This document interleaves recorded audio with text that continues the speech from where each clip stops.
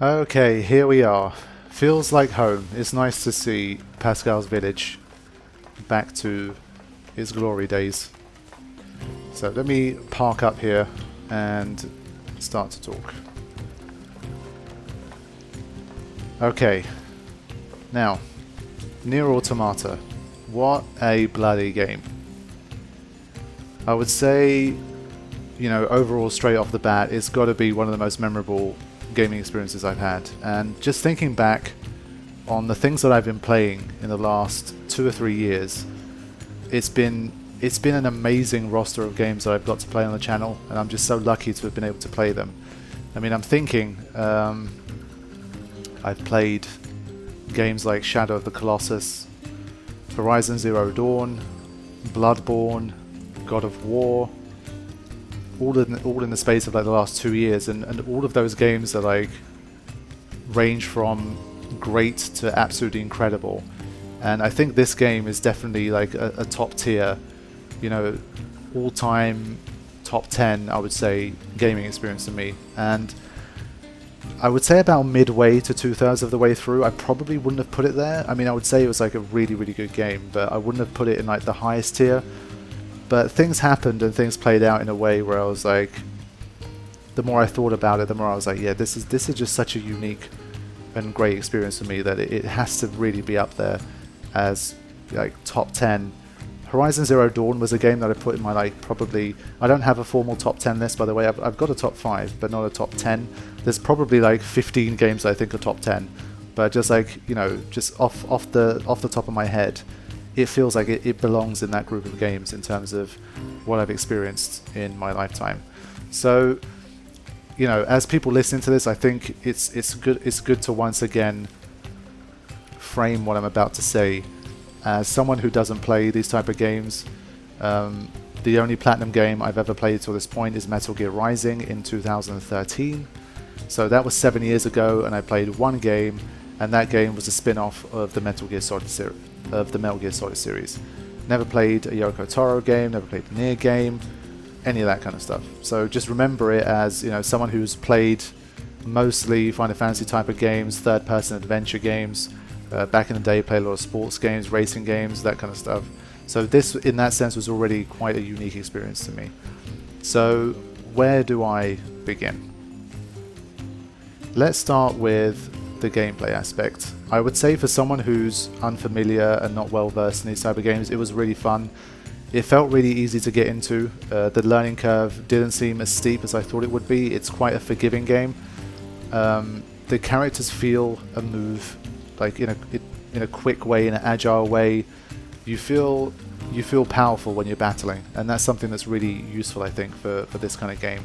That it really needs to have that powerful feel. So when you really just go ham, and especially on the normal difficulty, you just really just crush through the game, and that's a satisfying feeling. And in terms of just how it all worked with the strafing and the weapons and the combos that you could do, obviously, I mean, that's not something I was great at, but eventually you started to have things like counter-attacks introduced. You had all of the different pod programs. You had the plug-in chips, which I thought was absolutely genius. When the plug-in chip thing became, you unlocked more of them, you started to get things like overclock, which really changed your experience with the game. Really rewarded evasion so much more than it normally would. Even later than that, we started to get the slowing down of time when bullets were nearby. So when you start to combine all of these different elements together, I think it made for a compelling gameplay experience, and one that I definitely really enjoyed. I think when it comes to things like boss battles, I was also very happy, because I think with a game like this, especially when you literally have a premise of androids versus machines, it's very easy to just get caught in the trap of constantly making every single boss battle just a machine. Like machine A, B, C, D, E, F, like all the way to whatever. Now, of course, there are a lot of machine boss battles, that's perfectly normal, but I think they included a lot of android boss battles and situations where what you were fighting was much smaller and much more nimble and much more of a humanoid type of enemy. And especially, I think, for faster paced games, that's always a good thing to do, because when you have, let's say Engels, for example, it's just such a different type of enemy where you're only really attacking its arm, so you dodge its arm and then you start hacking away at an arm. But when you're fighting, let's say, Adam and Eve, that was a whole different feel. And I think this game definitely needed a balance of both types of battle, and it managed to do both, in my opinion. So in that sense, I thought it was really good.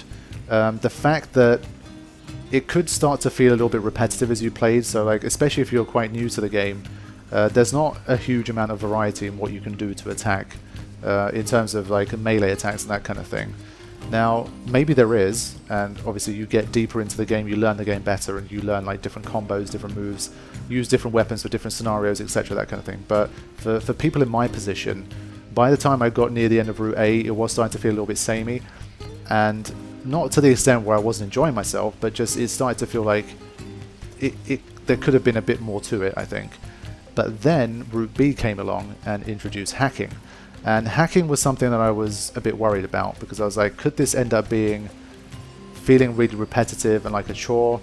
Because it's a huge thing. At the end of the day, you can hack so much in this game, and you need to hack so much in this game, that if hacking isn't fun and isn't compelling, then you're going to be just frustrated, and you're going to spend like 20-30 hours doing something that you don't really like to do. Because in total, I mean, if you count up Route B and Route C and the time you spend as 9S, you spend more time as 9S than you do as 2B. So hacking has got to be on point. And when it comes to that, at the end of Route B, if you guys remember, I was talking about how hacking was good, but once again, like, was it dense enough? Was it deep enough? Was there enough variety of hacking? I would have said no, and that's how I felt at the end of Route B. Because once you started to get to like, there was an easy tier where it was literally just a box, and most of the others were kind of mid tier, and there was maybe like two or three hacks that did feel like quite difficult. But aside from that, it was almost always kind of the same sort of hacks. But then when we got to Route C, they kind of changed things around, and once we got to like I think it was the second box, I think it was Soul Box or something. There was Meat, Soul, and God Box, I think. When we got to the Soul Box, or was the God Box, I forget. The one that you needed hacks to get through the entire thing, those hacks were different to the ones that we'd been encountering.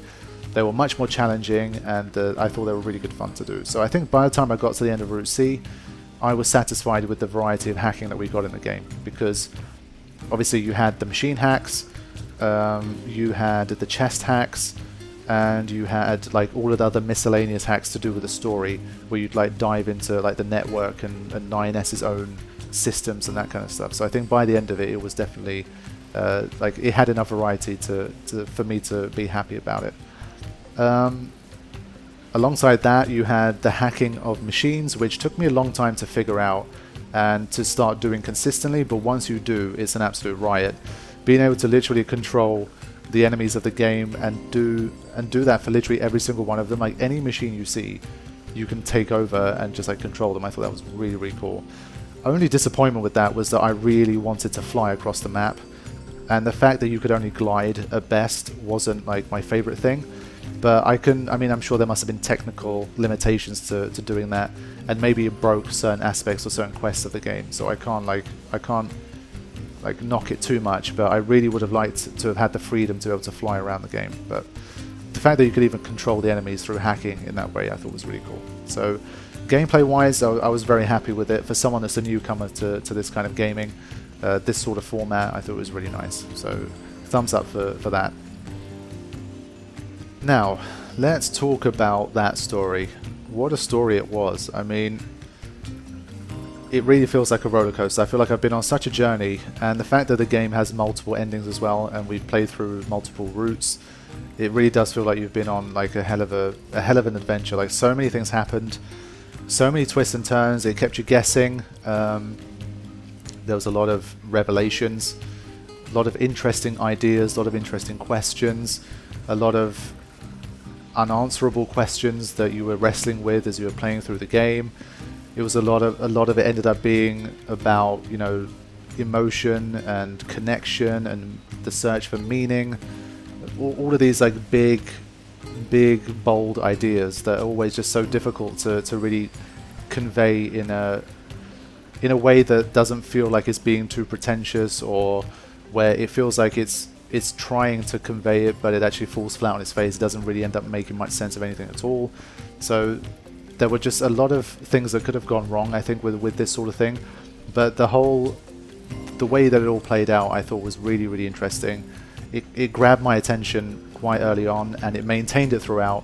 I was always on the hunt for answers. I was always theorizing, you know, always wondering what was going to happen next. And in that sense, it was just such a fun story.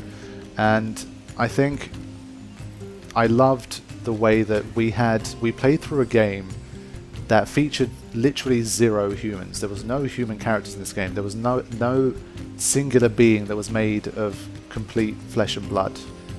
And despite that, it was one of the most human games I think I've ever played.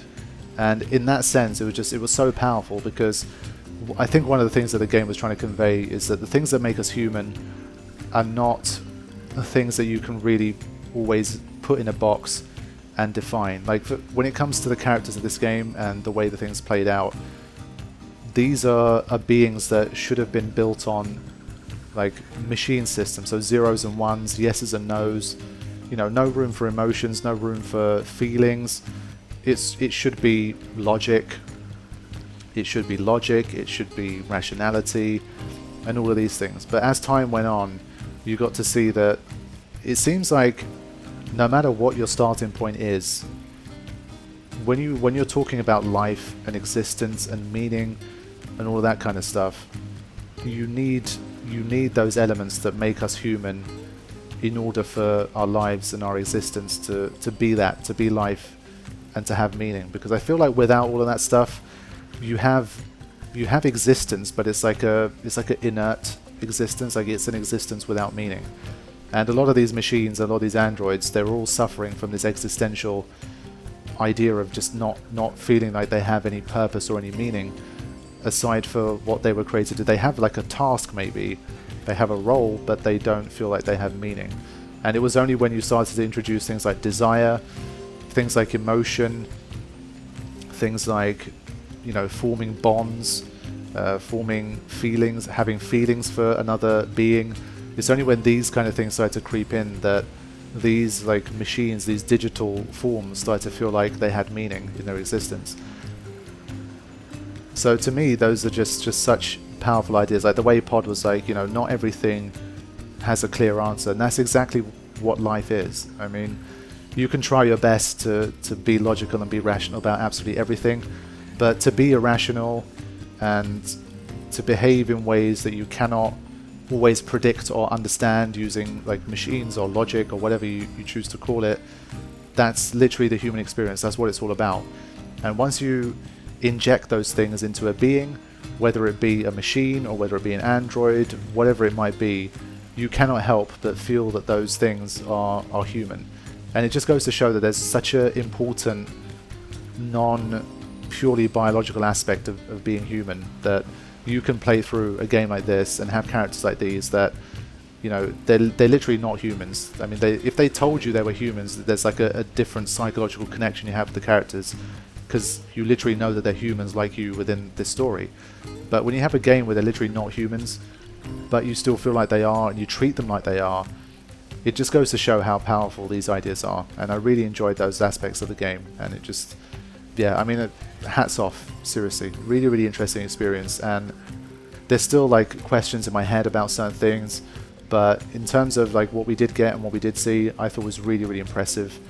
And the main aspect of the story I want to focus on is not really so much the big questions and, you know, ideas and all that stuff. It's more about the characters. For me, what pushes this game into the territory of being one of the best that I've played is the characters. I feel like that's what's resonated with me the most. So when it comes to that, I mean, I'm thinking now, we started off with 9S and 2B, and early on in the game I was thinking, okay, 2B is like this, you know, fairly quiet, badass chick that's focused on her mission. You know, she's the one who's always like, you know, no room for emotions, we've got to stick to our task. X, Y, and Z to do with emotions doesn't matter, we just got to do what we got to do. 9S was the one that was a bit more chipper. You know, he had a different kind of attitude towards things, and he was more likely to make quips, make jokes, show his emotions a little, that kind of thing. And all I was thinking early on was just like, what can I expect in terms of these characters later on in the story? And I was like, well, you know, in any usual situation, these two characters should start to develop a bond. There should be a greater sense of camaraderie between them, maybe you know, things that just deepen their friendship and their relationship and gets me to invest in them as protagonists. And of course that happened as we continued, you know, that happened. We had ending A where obviously things started to peak, and then we went through the whole of Route B, and by the end of Route B, like, you really, once you got to see 9S's perspective as well, then like the bond between those two really started to hit a peak again. Then we had Route C happening where A2 was finally introduced, and we saw that A2 wasn't who maybe we thought we were, or who Yor had told us that she was. And we got to find out about her story and all the hardships that she had to go through. And she grew on me as well, of course. A2 was a really, really fun character. And like her quips, like her banter and interactions with Pod was just really, really funny. And obviously learning about her story, all of that stuff, A2 was a really enjoyable character as well. But if I take these three like in isolation, for me, that's a good / really good game. Okay, cool. Like, you know, these are our protagonists. They all had a journey. They all changed a little bit. We got to find out more about them. We got invested in them. We cared about them. All of those things that you need for a character to be good. 9S in particular impressed me because I was blown away by how pivotal 9S became to the story and how much I was invested in him. Because starting off in Route A, I was really into 2B as a character. You know, the way she fights, the way she's just always on point. She has that like sultry walk. She was awesome, and of course she's great. But once we got to like 9S, the emotional spectrum that we saw with 9S and the adventure, the roller coaster that 9S went on, and the tragedy and the hardships, he was the one that really felt the full force of this story, and he really just like became such a pivotal figure and such a hero in the story that by the end, I mean, those final few scenes, just like with A2, they were really powerful to me, and 9S just impressed me so much with that. And hats off, I mean, he went from feeling like this total sidekick kind of guy to becoming the man, and I really respect that, and I think it was really cool that they wrote 9S in that way, and it was really nice to see. I mean, he is just he was a fantastic character. I really enjoyed 9S. So again, everything I've said so far points me to a game that I think in terms of characters is really good. But for me, things got great when we started to see the machine side. Now, Pascal, I've mentioned numerous times, Pascal is probably still my favorite character in the story, just because Pascal really surprised me. Like, when it comes to the narrative and the premise and the situation of the world, obviously you're supposed to doubt the machines. The machines are the enemy. You know, we literally play as your androids fighting the machines. So any machine, even one that's not hostile, the one that's preaching peace, is a pacifist, etc., in the back of your mind you're always like, something's going to happen, those green eyes are going to turn red, and either we're going to have to kill Pascal, or Pascal's going to kill us, or he's going to go on a rampage, destroy his village. Something's going to happen, and Pascal is going to stop being Pascal, and I'm going to say, I told you so, never should have trusted him, or I never trusted him anyway, and all this kind of stuff. That's how I came into the story with Pascal. And time went on, and Pascal just consistently kept coming through and kept proving that he was a machine of his word. And I was like, slowly starting to warm to him and just thinking, okay, you know what, maybe Pascal really is this character, the one kind of pillar of just like goodness in the game that you can rely on, that you know is always going to be there for you, and that really is just a beaming ray of light in such a dark world. And he was.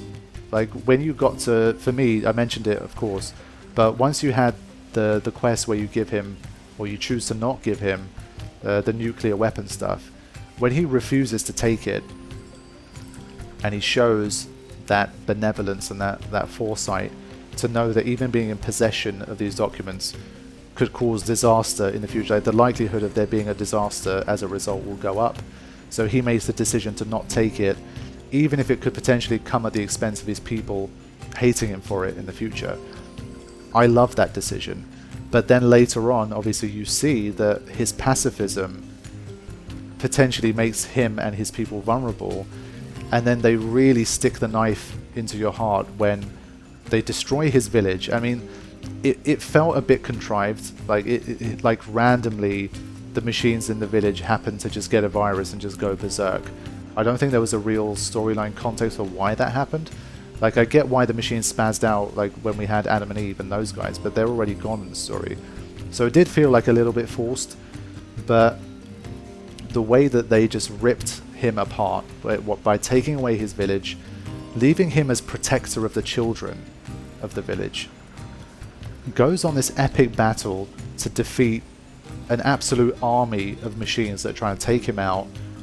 The absolute hero, like boss, absolute legend, like top peak moment for Pascal where he saves the children of the village, only to come back and find that they've all killed themselves. Like that moment hit me harder than I think any other moment in the game, because I just felt so horribly bad for Pascal because of everything that he's done, and you always knew that he was just so reliable and just so, he convinced me so greatly of his greatness and of his peaceful nature and of his pacifist nature, that I really wanted him to survive. I really wanted him to do well, and Pascal was like my beacon of hope. So when they ripped Pascal's heart out like that, and I was forced to either erase his memories or to kill him, that broke me. Like that was really, really tough to take, and it was a mess. And the fact that afterwards he just became like this guy that was in his own village, selling the parts of his fallen village members, it was just absolutely brutal. But then I was like, look, Pascal was supposed to be this like friendly neighborhood like machine guy, right? And he turned into this absolutely incredible side character that I felt really deeply about, and I was just like, that is just next level. Like that is something that I cannot just like leave it as just saying, yeah, that was really good. Like that's just excellence. Like for me that's just character, like gaming, writing, storytelling excellence. Pascal was just so good. And then the cherry on top of all of that was the pods. So pods, even more so than Pascal, they were literally just like these floaty, quiet, generic sounding sidekicks that literally just were the most mechanical, machine sounding of all of the vocals in the game. And I had absolutely no hope at all that they'd turn into anything more than just that. Just like telling us things, giving us instructions, and firing off weapons when I needed it. Like I thought that was it. It was just going to be like, proposal, we shouldn't go to this next story point, or whatever the hell it's going to say. Then Route C happened, and it was like, wait a minute, are these pods really interacting this way? I was like, I was ready to like ship pod 42 and 153. The way they started to care for A2 and for 9S, and then we get to the end and they decide to exercise their will for the first time in their existence. That decision that those machines make due to like the humanistic characteristics that they've picked up throughout the story through their time with 9S, 2B and A2, their decision ultimately saves our heroes, and we get the first truly positive moment of the entire story, and it was all thanks to the pods. So I think once I saw what happened to the pods as well, I was just like, I just felt like that was just so incredible, and I really enjoyed it. So character wise, for me, it's one of the best gaming experiences I've ever had, hands down. I mean, the characters were just absolutely incredible, and when you put it all together, we end up with quite an ensemble cast of characters. Even though I started off just wondering if 9S and 2B are going to have like a good kind of character build-up / relationship, it turned into this whole family of great characters and incredible characters. So I was blown away by that. I really enjoyed it, and for that reason, like the story / character thing was one of my favorite things about this entire game. What I will say about the story as well is that if anyone hasn't seen Horizon Zero Dawn on the channel, it's something I would definitely recommend. Both games came out within months of each other, and even though they're completely different, they have, for me, it feels like they had some interesting parallels in the kind of questions that they would ask about like existence, humanity, morality, dealing with like machines and AI, and like trying to deal with the extinction of humanity and all those kind of things. It was a whole different kind of way of looking at it and a way of playing it all out. But it was also an incredible experience, and one that I definitely think everyone who's watched and enjoyed Nier Automata should check out as well. It's just, both games are some of the best games I've ever played. So would highly recommend Horizon Zero Dawn as well. And it was interesting, I didn't expect the two games to feel so similar in some of the topics that they were discussing and the areas that they were dealing with, so I thought that was really cool. Okay, let me talk about the world and like visual, audio-visual kind of stuff. World-wise, the first like couple of hours or so, I was a bit like, visually this game doesn't feel up to the same kind of spec as some of the recent stuff I've been playing, and I stand by that. Having played, it was around the same sort of era as Horizon Zero Dawn, which I've mentioned. You know, I played God of War, which was another like fairly open world game. I played Death Stranding, which of course, yes, was made like 2 years after this game, but still. Just in general, it did feel like a bit of a visual step down from those sort of games. And it was something that caught my eye at the start. But as time went on, I mean, I feel like clearly you can see that, of course, a large part of it is just due to art style. I mean, this is what they wanted the game to look like.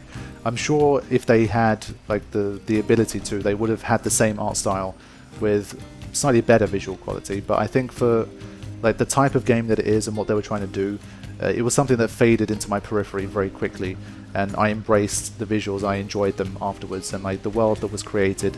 Areas like the flooded city were really beautiful. I would say the visuals and the feeling that the visuals gave way to more like vibe and atmosphere.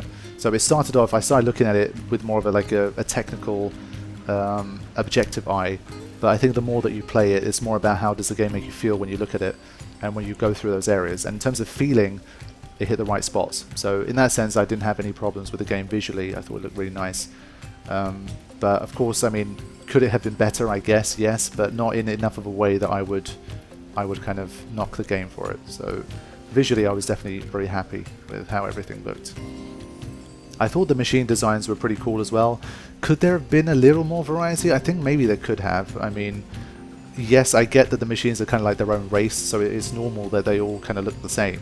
But they could have maybe thrown in a few different looking machines here and there just to spice things up, because they're all kind of modelled off, they're all kind of variations of the same sort of machine. So it would have maybe been nice to see a little bit more variety. But again, these are kind of more nitpicky things and not stuff that I would say is like, you know, worthy of, let's say, theoretically docking points off out of 10 for or anything like that. But it's just stuff that I want to mention because obviously no game is perfect, and it's worth mentioning things that I think could potentially have been better.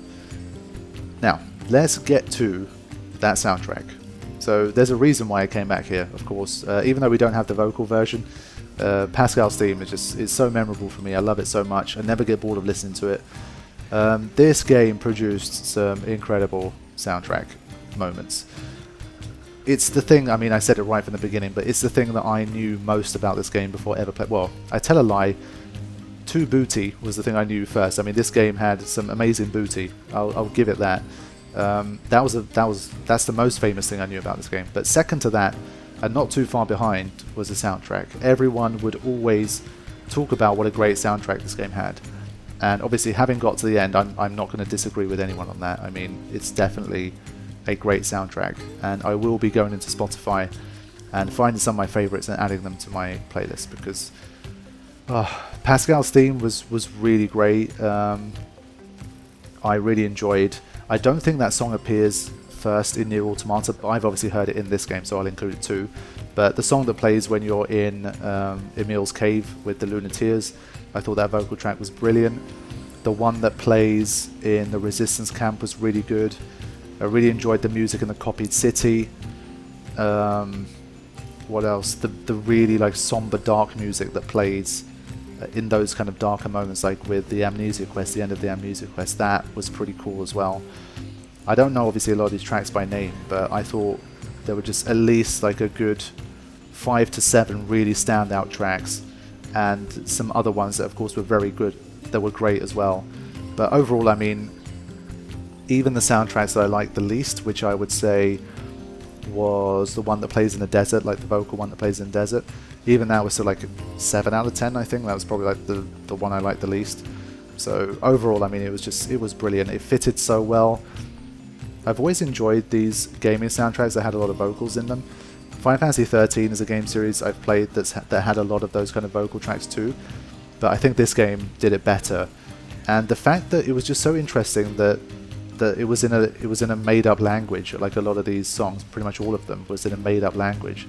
I found that super interesting, and it was good, I think, because it allowed you to background it more, because you weren't distracted by what they were saying. It just felt like music to your ears the entire time, just because there were no words to pick up. So in that sense, I think it worked really well too. So soundtrack, absolutely brilliant. Okay, so I have been gushing about the game for a good half an hour probably now. Let me talk about some things that maybe weren't perfect, or maybe I wish were a little bit better, because that's always a part of any review that I would do of a game, even for the best of games, and this is no exception. But I would say straight off the bat that there's nothing I would say that was like really like in my mind right now is like, oh yeah, this aspect of it really wasn't good, they should have done that better. I can't say that I feel that way. There are like multiple small things that in isolation really don't impact your experience much at all, that if you put them all together, like you'd dock like half a point, maybe a full point, depending on how you feel about these things. But like, just like in isolation, there was not one single thing where I was like, yeah, this wasn't very good. But I mean, let's talk about it. I would say technically, in terms of polish, maybe there was like one or two things that could have been done a little bit better. I had 2 or 3 times in the game where I had like visual or like gameplay related glitches. So I had the weird moment on the bunker where like the camera spazzed out and I kind of disappeared off screen. I had another moment like that where I was like perpetually falling. I think I might have edited that one out. If I've got the footage, I'll show you now. But I fell into something and I was supposed to kind of just land back on Earth and just continue running. But I was kind of taken to this place that was off the map and I just kept falling like constantly, and I got stuck in a loop and I had to reload my save. So that was a bit of an issue. So yeah, the Lost Girl quest, the fact that glitched out in the middle of it, that was a problem. And it's a problem that the game won't allow you to fix unless you go to chapter select and do it again. So that was obviously just like a legit problem. But obviously, because it's just a side quest, it's not like the end of the world. But obviously, I mean, when I googled it, a lot of people had the same problem, and apparently it's a quest that's known to glitch.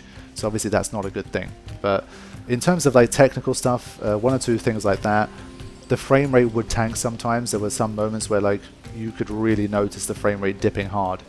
But overall, I think for like an action game, it was pretty good. I mean, there wasn't too many major issues, but there were some technical things that obviously weren't perfect.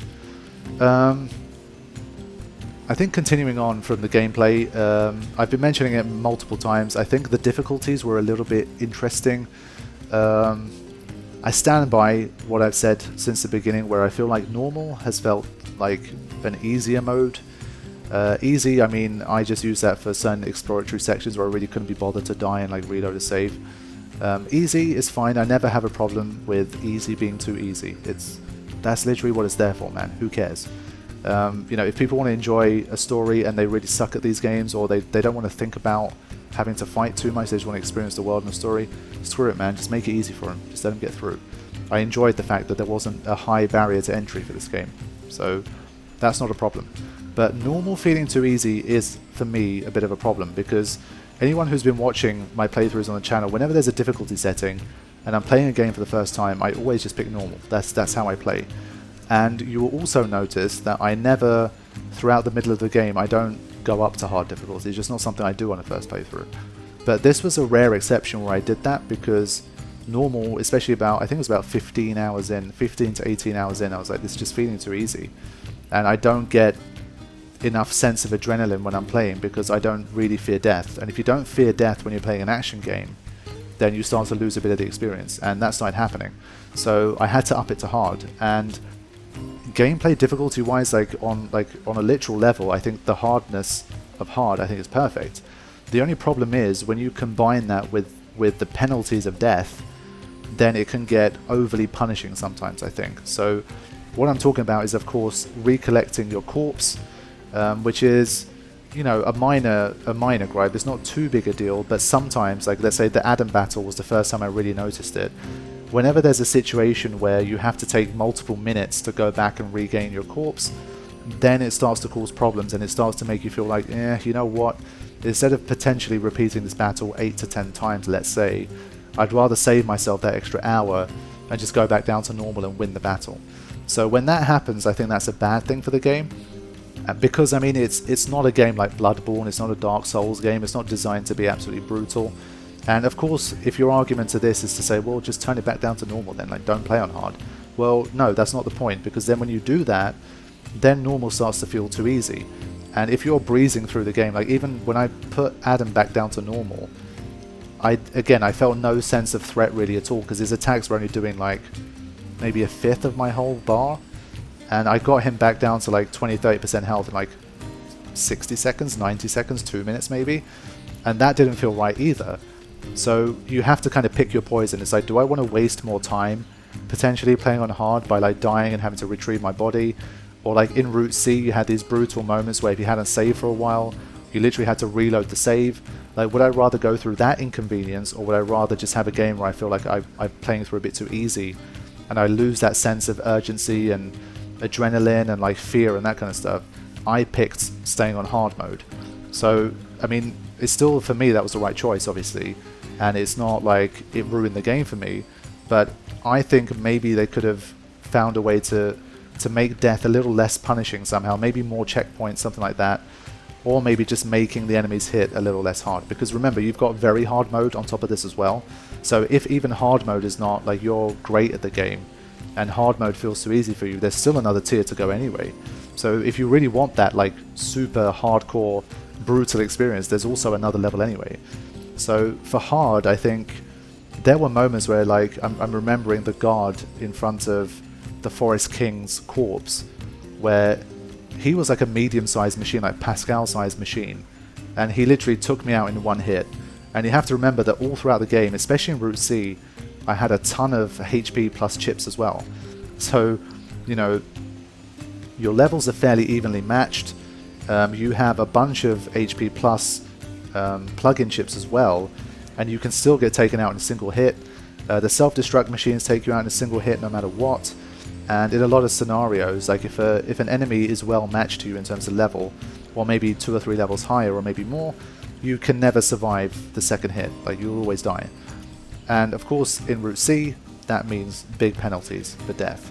So going back to normal causes it to do like 20% of your health bar, but going to hard makes it do sometimes 150% of your bar. So I think if there was like a middle ground where enemies could do maybe at maximum, even when you're in like a boss battle, if they could only do like 60-70% of your health bar as damage, and like the self-destruct ones left you in critical HP but didn't kill you, that sort of thing, I think maybe it would have been slightly better balanced for people like me, or maybe if they could have just given you less of a penalty for dying in the game. But of course, this is one of these things that's incredibly subjective. I mean, it's not, again, what I'm talking about here isn't like, you know, it's a bad game for it, or it made the game annoying or anything like that. But if it was me, like if I was designing the game, and if I wanted to make the game better for players like me, or players who thought like me, that's something that I would be looking into. Like, the gap between normal and hard did feel a bit too big, in my opinion. Again, more technical stuff, like limitation maybe. NPCs, I do wish that some of them had more voice acting. 2 that come to mind, I think, are Anemone and Jackass. Jackass does have a fair bit of voice acting, but there were like noticeable moments in the game where there wasn't voice acting. So it would have been nice, because the voice acting in the game is generally really good to great sometimes. So I do wish that there was a little bit more voice acting in the game. So that would have been cool, but you can't have everything again. But it was something I definitely noticed.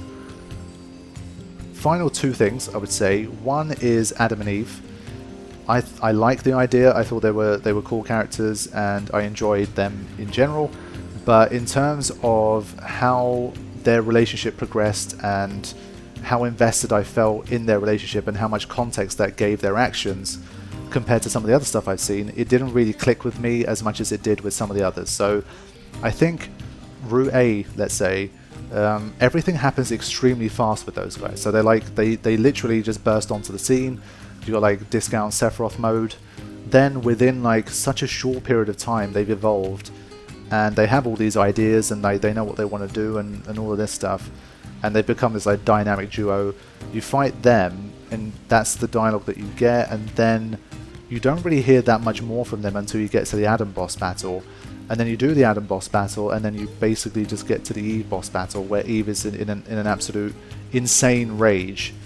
And when you think about it, I know that everything happens on a fast track because they're machines, that's literally what they do, but I'm a human, I perceive things at human pace, and when you look at how their kind of thing progressed, I don't think they really went deep enough on their relationship.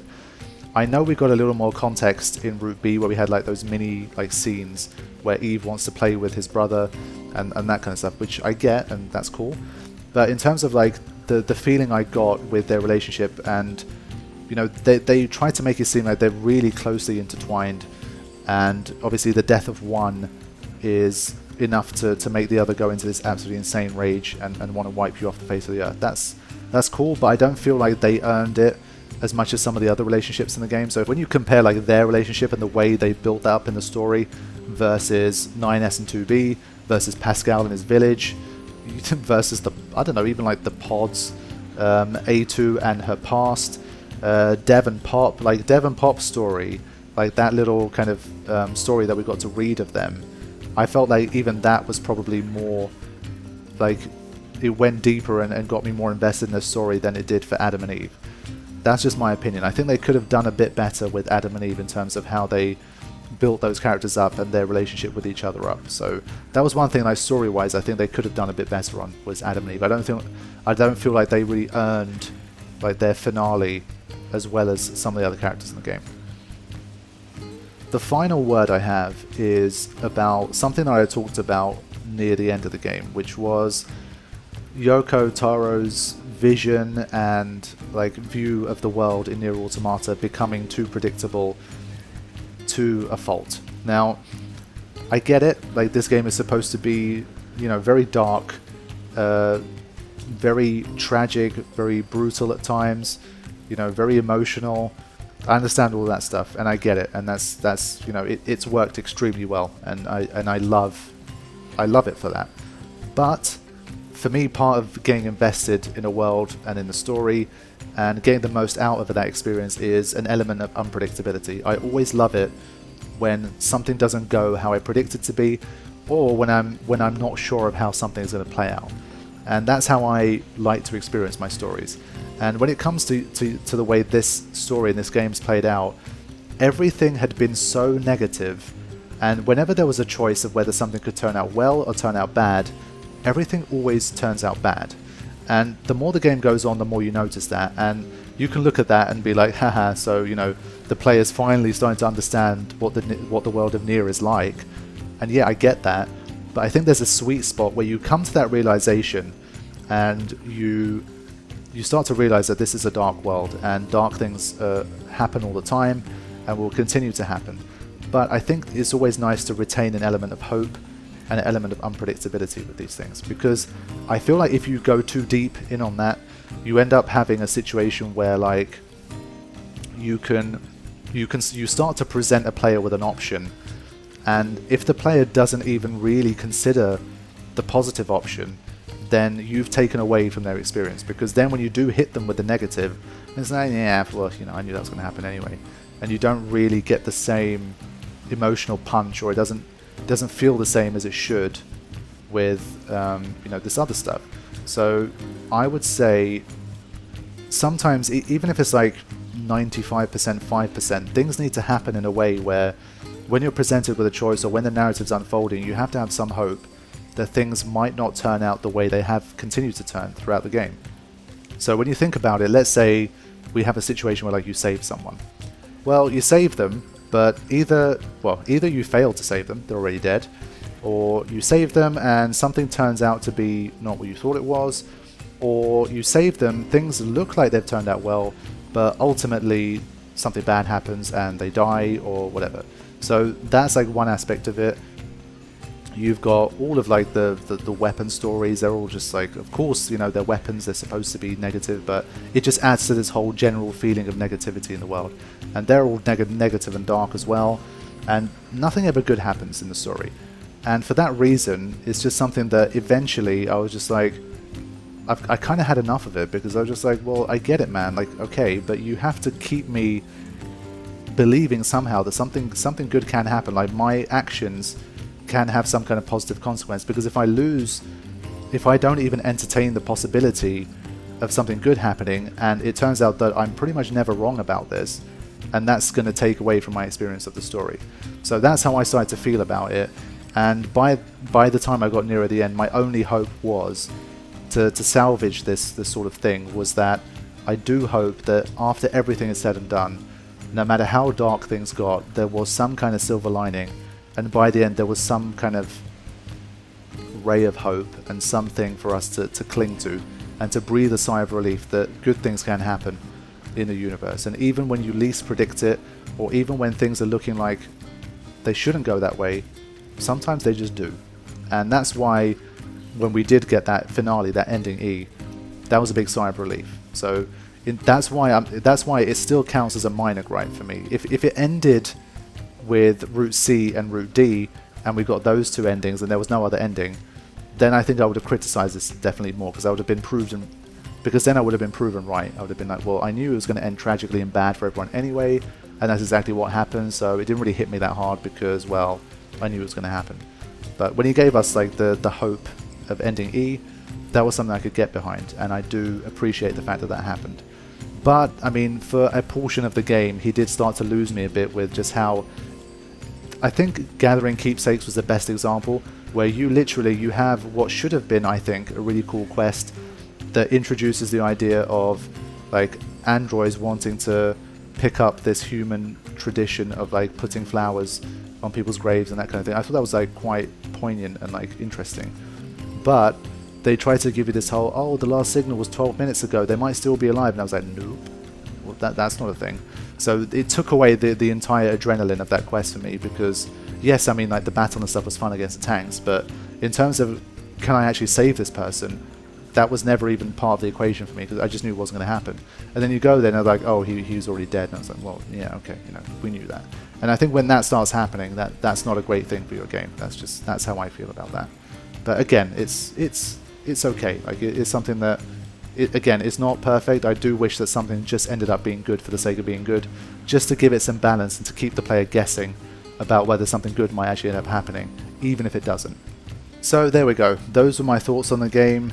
One of the most unique gaming experiences that I've ever had. I mean, come on, that ending sequence and those ending credits, I mean, if that doesn't sum up like the uniqueness and the coolness of this game, I don't know what will. I mean, that was something I really wasn't expecting, and it was brilliant. I mean, there's so many little moments like that for this game that it really blew me away in that respect, and I'm really glad that I got to play it and I got to experience it.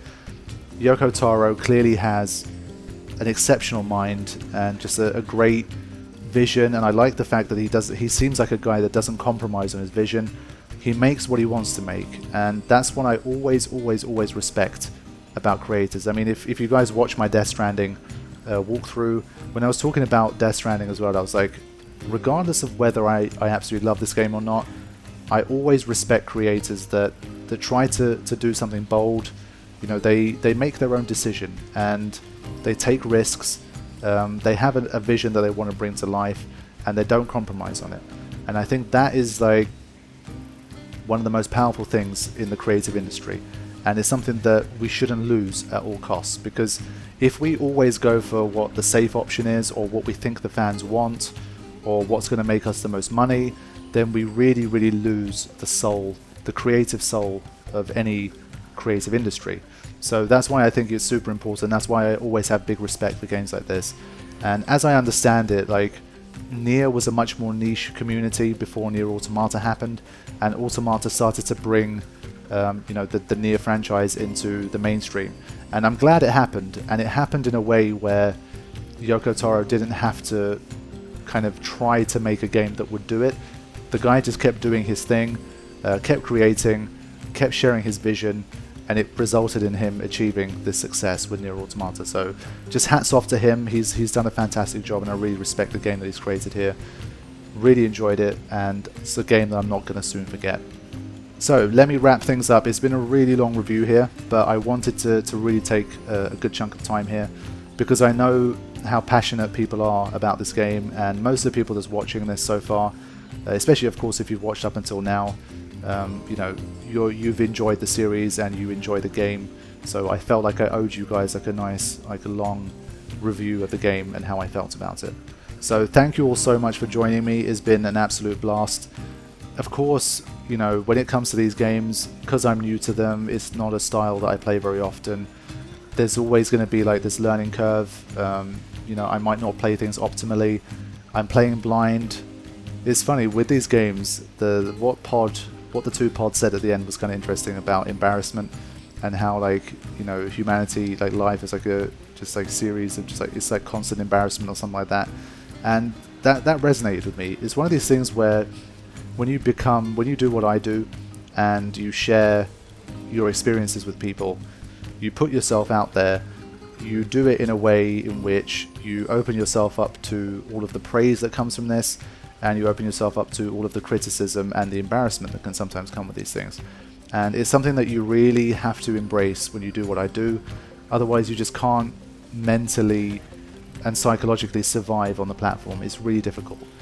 There's not that many jobs where you will see so many people telling you how to do your job, or telling you how badly you're doing your job, or trying to extrapolate you being bad at something to do with your job in their eyes, meaning that you're just a crap person in general. So it could be like someone could watch you play a game and see you do something in a game and conclude that you're a moron as a result. Like, that's just how the YouTube space goes, unfortunately. That's just how the internet goes. There's always going to be that group of people that are watching a video and they always just love to try and find like the negative sides of the game. So like, what have you done wrong? What did you miss? You know, what could you have done better? That kind of thing. And this is just the opposite side of the coin. But I mean, there's many more people who say really nice things about what you're doing. But that's just how it goes. If you want to truly have the YouTuber experience, you have to open yourself up to embarrassment and to criticism and to getting things wrong, to making mistakes, to make mistakes again. That's what this life is about. And even though my one is very, you know, I'm just a guy playing video games. It's really not that deep. But the fact that it teaches you about this kind of thing, and the fact that like a pod, like a robotic mechanical pod in a game made like a reference to that kind of embarrassment and stuff, I thought that was really cool. So just bear that in mind, people. So if you're the kind of person that enjoys like backseat gaming, or like nitpicking, or like always trying to tell people like, you know, what they're doing wrong and like that kind of stuff, just remember, man, that's the spice of life. I mean, I'm editing these videos. Everything that you see here has been edited, has been watched by me before. And if I look like a fool while I'm playing, that's because I want you to see it. I mean, I can very easily always edit things, re-record things, just do things in a way which will always make me look the best that I can look. Where maybe I didn't get lost doing something, or maybe I beat a boss battle the first time, and that kind of thing. Like, sometimes you just suck. Sometimes you get things wrong. Sometimes you have a mental lapse. Sometimes you embarrass yourself. But that's the journey. That's what makes it so sweet, because without that you don't get to enjoy all of the good things that come from it as well. And I think just as viewers, it's nice that people also are able to embrace that side of things and to enjoy that part of the experience as well, because that's, to me, that's what makes it a complete and a more importantly unique experience. No walkthrough, no let's play, whatever you want to call it, is going to be like anyone else's, and I think that's the beauty of it. So no one else would have played through the game exactly the same way that I did. That's the same for them too. So that's, for me, that's the spice, that's the variety, that's why we do it. And I think it's just nice that I get to share these things with you guys, even if it means that sometimes I get scolded and I have to read, like, you know, annoying things sometimes, things that frustrate me, you know, comments that say things about me that I definitely don't think are true. That's just how it goes. But in general, it's just been a really fun experience. I've stayed away from the comments because I didn't want any spoilers, and I'm glad that I did that, because there's a lot of things that could have been spoiled in this game. I want to say a very special thank you to my friend Kat, who's known as Dawn on the internet. She's been the one that's really helped me throughout this whole thing. Before I started, she's the one that made the list of all of those quests, and she sent them to me. She gave them like a priority order in terms of what she thought I would find interesting and what was relevant to the story and the world of Nier and that kind of stuff. So like huge shout out to her. She's been going through the comments, moderating as well, just trying to get rid of just like people that are just here to talk shit and not really add anything to the conversation, whether it's positive or negative. Major props to her. Really appreciate the time that she took, and thanks to her I was able to like not only gain something from the comments, because she would obviously look through and tell me if there were just like things I was missing. So for example, holding L1 to fire a more powerful laser was something that I wouldn't have probably done myself, because I thought we've got all of these different pod programs anyway, and we have 3 different pods. I was like, that probably makes the pod strong enough anyway. I didn't think to potentially charge up the laser while I was playing. But those are the kind of things that obviously having comments on definitely helps with, because I wasn't going to Google it. Obviously it's not something you specifically Google, and because you're playing blind, either you just by dumb luck you discover it yourself or you don't. So when it comes to things like that, she was really helpful too. So just wanted to say a big thanks to her, and really appreciate the help and the support and the friendship she has given me throughout this playlist. So there we go guys, that is it. When it comes to Nier Automata, I may or may not record another session in terms of extra endings that I couldn't have got. I'll look into it. At the moment it's an incredibly busy time. The Last of Us is less than 3 weeks away, but before that I have a bunch of other work that I need to do and things I need to record, things I need to edit, things I need to prepare. For the moment I'm going to step away from Nier Automata and just rest a little bit in terms of just recording this sort of thing. But there is a chance that I will come back to show some more endings, like the easy ones that you can get, have a look at what they are and maybe comment on them. In terms of the more difficult endings, I'll see if maybe I can get some friends on YouTube that might have uploaded it to send me, like to allow me to use their cutscenes, just so I can see what it looks like and to maybe comment on them too. There is DLC for this game, and that is a door that I will be leaving open for the future, because I'd love to come back to this game someday. So that's much like Horizon Zero Dawn. It's a door I'm going to leave open and hopefully get to. But I mean, it just depends on my schedule. So I said the same thing with Horizon Zero Dawn, and there's maybe been like 4 or 5 times where I've said to myself, okay, like this week or like this month I'm gonna record the DLC, and I just haven't been able to do it because I've been busy with other stuff. But I'd love to do it at some point, and it's something you can definitely look out for on the channel. And final word, I believe Nier Replicant is being remastered / remade right now, and apparently it has like the gameplay of Automata, but it's like an earlier part of the Nier lore and the Nier story. And I believe it's to do with the replicants, are to do with Project Gestalt and that kind of stuff. So that should be interesting, and I'll be looking into playing that when it comes out. Thank you all so much for watching. I hope you enjoyed watching as much as I enjoyed playing, and I hope to see you with more content on the channel soon. Take care.